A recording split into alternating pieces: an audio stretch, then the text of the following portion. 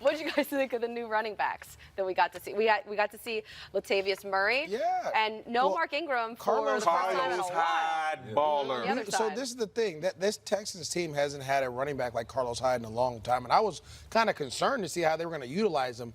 But the way he runs downhill in that stretch scheme stretch scheme that he ran at San Francisco, I mean, he is the bruising back that they want. They tried to get it in Foreman when they drafted him, didn't work out. Obviously, Lamar Miller goes down. Now you have a first and second down back in Carlos Hyde. Now you have a third down back in Duke Johnson, who you can utilize in certain situations. We saw both of them play really well. Now we're starting to see a little bit more running game. Should help keep Deshaun Watson upright and not having to, take his helmet off all the time. So I need a lot of more running game. Yeah, and we saw Deshaun Watson use his legs a lot too tonight. But the winning quarterback was Drew Brees, so let's hear from him right now. Go ahead.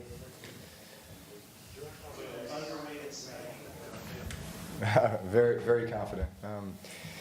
Obviously, that was a long field goal, but I think it was a good thing that we had attempted one from pretty much that same spot, earlier in the game. So he had a look at it, and man, just a ton of confidence. I think for all of us, just to get back into that situation where we had a chance to win the game, I think we all felt like it was going to happen. And the minute you heard that ball go off his foot, it was a thundering kick. I think we all knew it was going through the uprights. Was the Texans defense playing further off than you expected? Did you change something there on that last pass with 2 seconds left, the completion?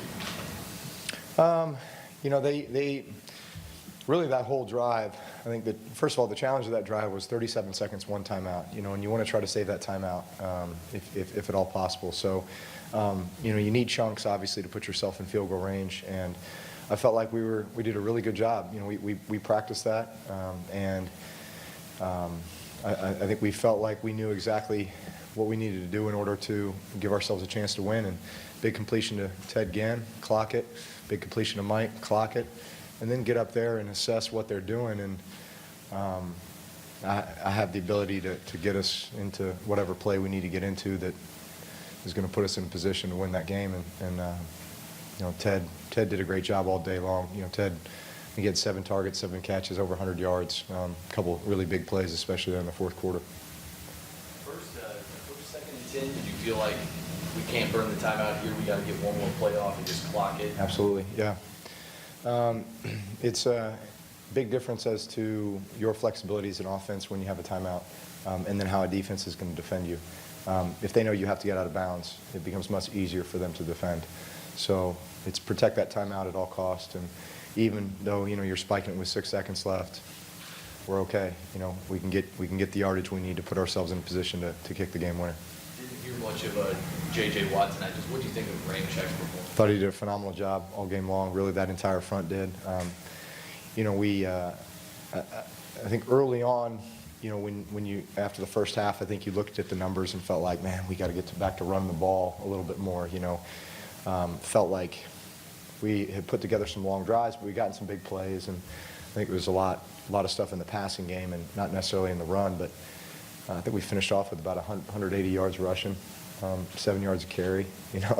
Really both sides rushed. They rushed it really well too. But listen, it was just 2 really good teams going at it. 2 playoff caliber teams from a year ago, with really good offenses and really good defenses and a lot of explosive players all over the field, and just a battle all game long. Deshaun Watson even better than advertised from what you've seen on film? Just watching. Oh, he's a very good player. He's so versatile. He can throw the ball from the pocket. You see what happens when he's able to get out of the pocket. Obviously, he's a good athlete, so he can get yardage with his legs, but just his ability to create. You saw him create on some 3rd and longs, and they were able to get out of some tough situations because of his versatility. On a drive like that last drive, are you looking for matchups, or are you just looking for the open man? Well, I'm always looking for matchups, but because they are playing a bit more, conservative. I mean, listen, every defense plays it a little different, and you're going to see, typically you see something in that situation that you haven't seen all game long, and so you've got to be able to react on the fly, and everybody has to know that, listen, this may be your matchup, it might be your opportunity. Just like it was on the first throw with Ted, the second throw with Mike, and then back to Ted. Those guys had the matchup, so those guys got the ball. What kind of impact does all these Kamara have when he's being so versatile on the field? Yeah, he's a stud, man. His that one run he made when we got backed up, I think after the holding call, was pretty impressive. You know, in the fourth quarter, he made some great plays, you know, really all game long, both in the run game and the passing game. So yeah, having a guy like him is good for me. Drew, you talked about matchups. What did you see on the Taysom Hill touchdown pass? Well, I saw Mike Thomas get a ton of attention, and they just let Taysom run free. You know, I felt like they did a good job, you know, all game long with the stuff that they were doing, and yet, you know, there were times where, you know, they give some attention to Mike, and that'll open up opportunities elsewhere for other people. And on that play, it just happened to be Taysom. Are you happy to just get this first season opening win since the 2013 season? Was that? Yeah, it's hard to believe, right? But yes, it's great to start the season off with a win, start in the positive. Obviously, we know the stretch of games we have coming up here. Here we are in a short week going playing the Rams, right, in LA, and then up to Seattle and then back here to Dallas on Sunday Night Football. So kind of the gauntlet here for the first quarter of the season. So we know what we're up against. We know we got to make improvements very, very quickly because we need to be playing our best football. Drew, how many times do you think you worked on that similar scenario in practice? 37 seconds left, you got to go.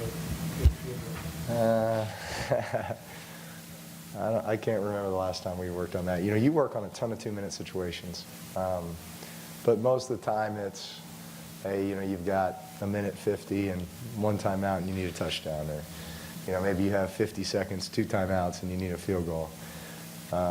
Most of the time you don't have just 30 seconds, 37 seconds and 1 timeout and need a field goal. But I think we do put ourselves in those situations a lot in practice, where you have to, you know, be very precise. You have to know how to manage the clock to put yourself in a position to win. Did you always know, you know, where you need to get realized to it?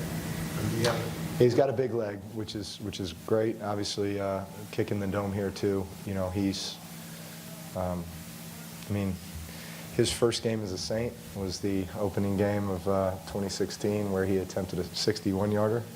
I think he had the leg for it against the Raiders. So I knew if we could just get him a little closer, it'd be even better.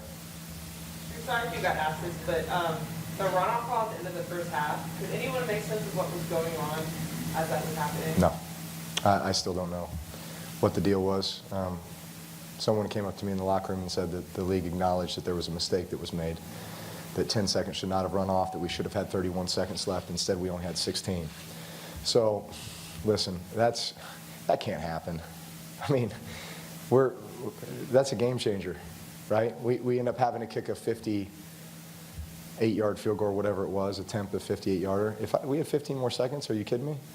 You know, we're going to get closer. So that's a game changer. That can't happen. Drew, talk about Jared Cook and when you see that fumble recovery that he had after that. Yeah. Well, I think they blew the ball dead, but he contributed. He did a great job. I'm really excited as we go along here too, because listen, we know what Mike can do, we know what Jared can do, we know what what Alvin can do, we know what Ted can do, and now these young players, and now, you know, Jared Cook having these opportunities, getting matchups, they're going to be big contributors in this offense as we move forward. First game with Eric before at center. What was that sort of like? Business as usual, you know. I felt like he hung in there. He did a really good job. You know, he's got a great group around him. You know, they work so well together. But yeah, give him a lot of credit. You know, first game out to have, you know, a game and a win like this on Monday Night Football at home has got to mean something. All right, guys, thanks. A big night there for Drew Brees on the left side of your screen. Now let's go to the right side. J.J. Watt about to speak right now. Gets down the field really quickly, and then Brees is able to get a field goal out of the deal.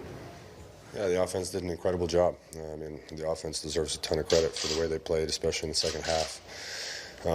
And then obviously that last drive, giving us the lead. And then as a defense, that's on us. I mean,